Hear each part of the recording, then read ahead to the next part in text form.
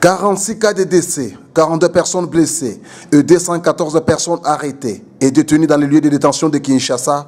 C'est le bilan des manifestations du 19 et 20 septembre 2016, selon les rapports de la Commission nationale des droits de l'homme publiés ce mercredi 7 décembre avec l'appui de l'Union européenne. Des pillages, saccages, destructions et incendies de plusieurs bureaux des partis politiques de la majorité de l'opposition ont été enregistrés.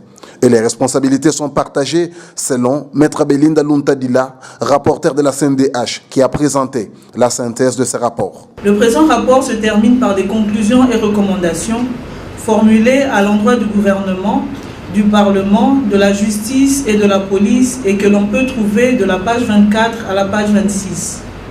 À ce rapport sont également annexés des tableaux récapitulatifs des violations et atteintes aux droits de l'homme consécutives aux manifestations publiques par une liste non exhaustive des personnes décédées ou blessées par balle, personnes arrêtées et détenues dans les lieux de détention sous le contrôle de l'autorité judiciaire ou personnes trouvées dans des cachots ou autres lieux de détention, partis politiques dont les sièges ont été détruits, endommagés, vandalisés et ayant fait l'objet d'un écrou collectif, puis transférés au grand centre de détention.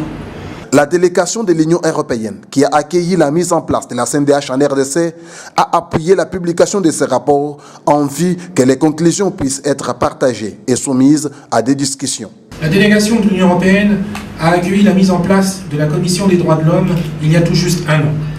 Je suis par conséquent très heureux de constater que durant cette période difficile, la Commission a joué son rôle et a été en mesure de publier son premier rapport intitulé « Rapport ponctuel d'enquête sur la situation des droits de l'homme consécutive aux manifestations publiques des 19 et 20 septembre » qui va être présenté par conséquent aujourd'hui.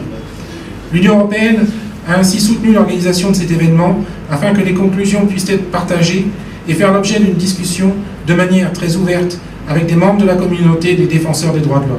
Le président de la CNDH, Mwamba Mouchikonke Mwamoussa, a justifié le retard avec lequel ces rapports est publié à la presse pour la difficulté liée au manque de moyens. Plusieurs rapports sont en souffrance quant à leur publication, faute de moyens financiers.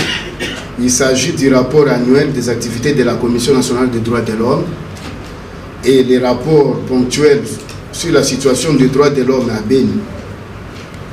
C'est ici l'occasion de saluer l'apport combien louable de la délégation de l'Union européenne dans la publication du présent rapport, afin que ce dernier ait un écho au sein de l'opinion publique.